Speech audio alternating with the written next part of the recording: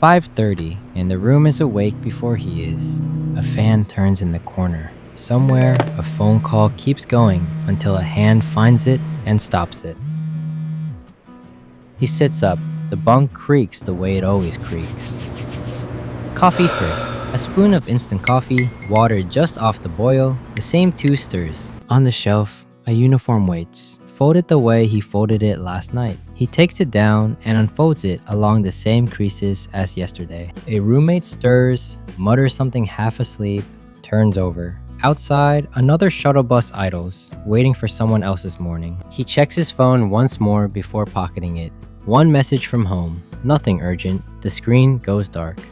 In the corner, a box sits with its flaps closed but not sealed. No one in the room looks at it. It has been there long enough to become furniture. He lifts his badge off the hook by the door. The same hook, the same 2 fingers, and steps out into the hallway light. The shuttle drops him at the gate with the others. No one talks much this early. Badge against the scanner, a beep, a green light, a turnstile. Locker open, street clothes in, uniform on. Hairnet, gloves, snapped at the wrist. A line of workers moves through the same motions on either side of him, each locker clicking open and shut in its own small rhythm. By the time he reaches the floor, he looks like everyone else on the line. The scanner's beep from the gate echoes almost identically in the first beep of the production line powering on. Hands. A part comes down the line. He checks it, sets it, lets it go. Another comes. He checks it, sets it, lets it go.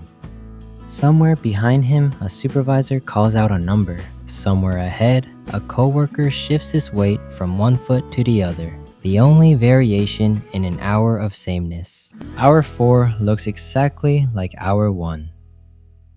A bell tone signals shift change, the identical tone that will later become a notification on a phone.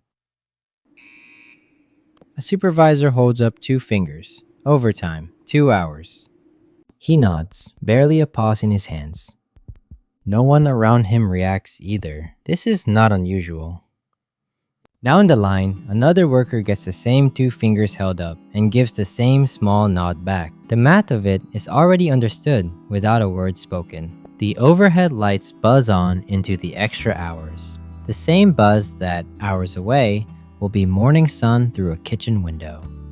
Same hour, a different room, a different country that does not feel far at all, not at this hour. A rice pot lid rattles. A school bag gets zipped, unzipped, zipped again because something is missing. That's mine. I had it first. Someone eats standing up. Someone is already late. A phone sits face down on the counter, unremarked on, part of the furniture of the morning rather than the center of it. None of them are waiting by a window.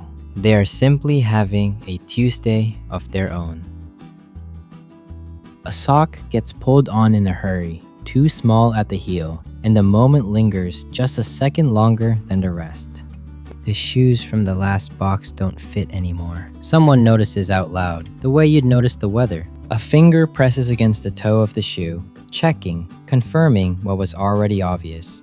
They get pushed to the back of the closet, not thrown away. Someone smaller might grow into them yet. The closet door clicks shut, its sound folding into the door of a payroll office, half a world and half a second away. A notification, salary in. Later, a queue moves in front of a remittance counter. Workers he half recognizes from other floors, other shifts. Someone ahead of him double checks a number on a slip of paper. Someone behind him scrolls through his phone, waiting his turn. His turn comes. He gives the details, checks the name once, and confirms. Then he steps aside for the next one. His phone buzzes again almost immediately. A different sound this time, a video call coming in. The call connects on the 3rd ring, the way it usually does. Kumain ka na? Opo, ikaw? A face crowds into frame, then another, then a hand pushes them both aside. Show me. The phone turns, a slow pan across a small kitchen, a homeward page, a dog walking through. Why is your hair so long? Ayaw ko pagupitan. Someone laughs off camera. The call freezes for a second on an open mouth mid-laugh, then catches up. Where's your brother? Nasa labas po, naglalaro. A shout off-screen, calling the brother in. He never quite makes it into frame. Dito nga pala. The phone turns toward the shoes by the door. Masikip na? A nod, off camera.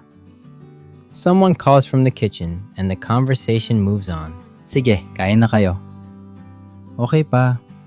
The call ends the way it started, without ceremony. He sets the phone down, face up on the bump, screen still warm, and reaches instead for a roll of tape. He sets a new pair of shoes on the bed, a size larger than the last, still in their plastic. They go in beside the chocolates and the vitamins. He rearranges a little to make room, tucking a rolled sock into a gap the way he always does, filling the space so nothing shifts on the long trip over. Only now, fitting it in, does the box look as full as it actually is. He presses the flaps down to check the fit, and the cardboard gives a small, final sounding creak.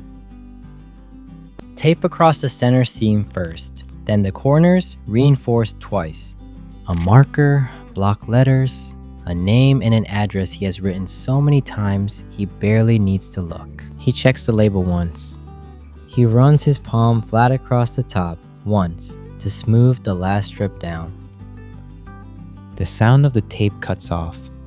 In the silence that follows, the corner where the box used to sit is suddenly, plainly empty. Same hour, a house finishing its evening. Dishes stacked, a television turned low, someone already half asleep on the couch. School bags rest by the door, ready for morning. The dormitory is quieter now. The fan still turns. Somewhere down the hall, a roommate laughs at something on his own phone. His phone lights his face for a moment, then dims. Beside him, the corner where the box once sat is empty.